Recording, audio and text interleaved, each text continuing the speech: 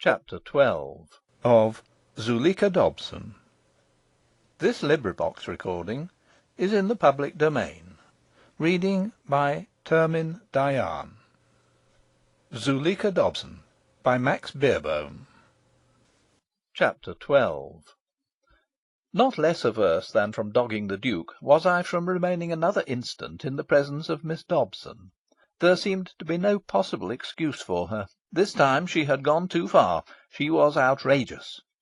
As soon as the Duke had had time to get clear away, I floated out into the night. I may have consciously reasoned that the best way to forget the present was in the revival of memories, or I may have been driven by a mere homing instinct.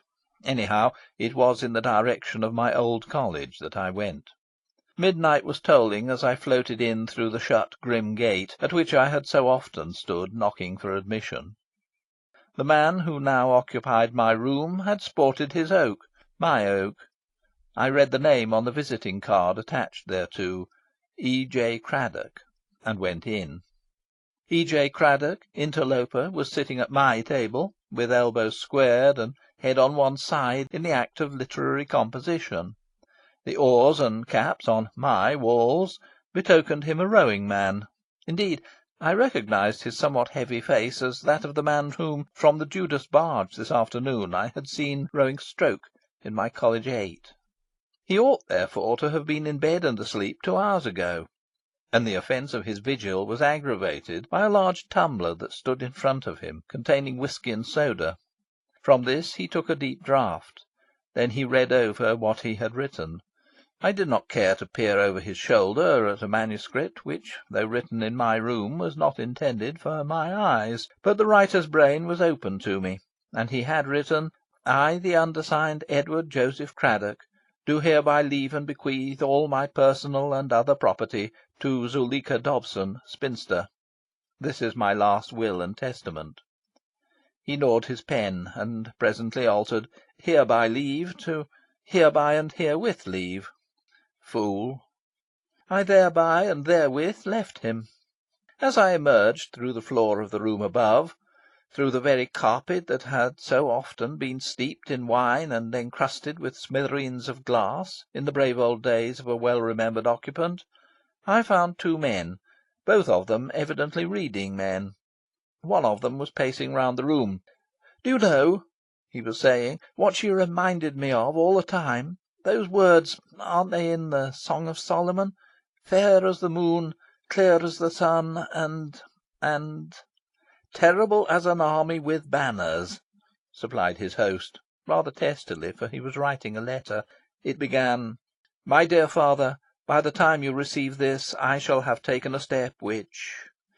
Clearly it was vain to seek distraction in my old college.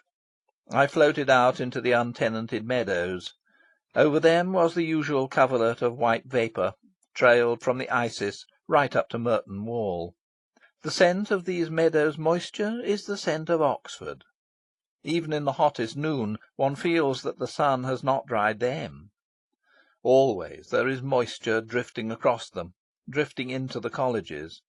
It, one suspects, must have had much to do with the evocation of what is called the Oxford spirit, that gentlest spirit, so lingering and searching, so dear to them who, as youths, were brought into ken of it, so exasperating to them who were not. Yes, certainly it is this mild miasmal air, not less than the grey beauty and gravity of the buildings, that has helped Oxford to produce and foster eternally her peculiar race of artist-scholars, scholar-artists. The undergraduate, in his brief periods of residence, is too buoyant to be mastered by the spirit of the place. He does but salute it and catch the manner. It is on him who stays to spend his maturity here that the spirit will in its fullness gradually descend. The buildings and their traditions keep astir in his mind whatsoever is gracious. The climate, enfolding and enfeebling him, lulling him, keeps him careless of the sharp, harsh, exigent realities of the outer world. Careless? Not utterly. These realities may be seen by him. He may study them, be amused or touched by them, but they cannot fire him. Oxford is too damp for that. The movements made there have been no more than protests against the mobility of others. They have been without the dynamic quality implied in their name. They have been no more than the sighs of men gazing at what other men have left behind them, faint, impossible appeals to the god of retrogression, uttered for their own sake and ritual, rather than with any intent that they should be heard. Oxford, that lotus land, saps the will power, the power of action. But in doing so it clarifies the mind, makes larger the vision, gives above all that playful and caressing suavity of manner which comes from a conviction that nothing matters except ideas, and that not even ideas are worth dying for, inasmuch as the ghosts of them slain seem worthy of yet more piously elaborate homage than can be given to them in their heyday. If the colleges could be transferred to the dry and bracing top of some hill, doubtless they would be more evidently useful to the nation. But let us be glad there is no engineer or enchanter to compass that task. Ergomet, I would liefer have the rest of England subside into the sea than have Oxford set on a salubrious level. For there is nothing in England to be matched by what lurks in the vapours of these meadows, and in the shadows of these spires, that mysterious, inenubilable spirit. Spirit of Oxford. Oxford. The very sight of the word printed, or sound of it spoken, is fraught for me with most actual magic. And on that moonlit night, when I floated among the vapours of these meadows, myself less than a vapour, I knew and loved Oxford as never before, as never since. Yonder, in the colleges, was the fume and fret of tragedy, love as death's decoy, and youth following her. What then?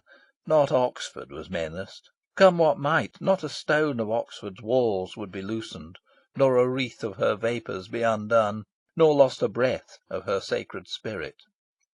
I floated up into the higher, drier air, that I might for once see the total body of that spirit. There lay Oxford far beneath me, like a map in grey and black and silver.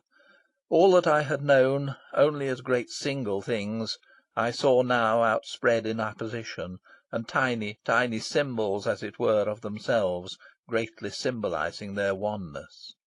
There they lay, these multitudinous and disparate quadrangles, all their rivalries merged in the making of a great Catholic pattern. And the roofs of the buildings around them seemed level with their lawns. No higher the roofs of the very towers. Up from their tiny segment of the earth's spinning surface they stood negligible beneath infinity. And new, too, quite new, in eternity, transient upstarts. I saw Oxford as a place that had no more past and no more future than a mining camp. I smiled down. Oh, hoary and unassailable mushroom! But if a man carry his spirit of proportion far enough, lo, he is back at the point from which he started. He knows that eternity, as conceived by him, is but an instant in eternity, and infinity but a speck in infinity. How should they belittle the things near to him? Oxford was venerable and magical, after all, and enduring.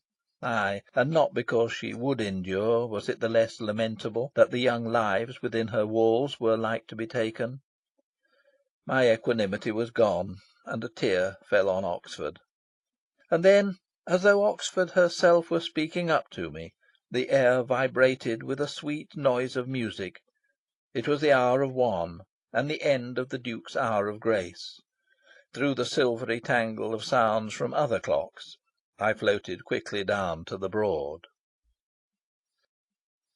Chapter 12